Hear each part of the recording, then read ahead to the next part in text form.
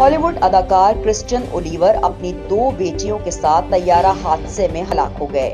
Media reports کے مطابق 51 سالہ کرسٹین اولیور کا اصلی نام کرسٹن کلیسپر تھا، جنہوں نے اپنی 10 اور 12 سالہ بیٹیوں کے ساتھ ایک چھوٹے طیارے میں اڑان بھری تھی۔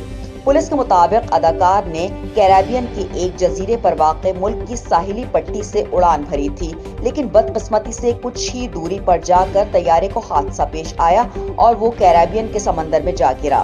پولیس کے مطابق حادثے میں اداکار اور ان کی دونوں بیٹیوں سمیت پائلٹ بھی ہلاک ہو گیا، جن کی لاشوں کو مقامی غوطہ خوروں اور ماہی گیروں نے ریسکیو کیا۔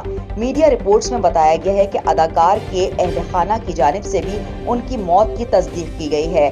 واضح رہے کہ کرسٹین اولیور کا تعلق جرمنی سے ہے اور انہوں نے 2008 میں بننے والی اسپیڈ ریس میں اپنی اداکاری کے جوہر دکھائے تھے، جبکہ ان کی web series the good German اور والکیری عوام میں کافی مقبول ہوئی تھی۔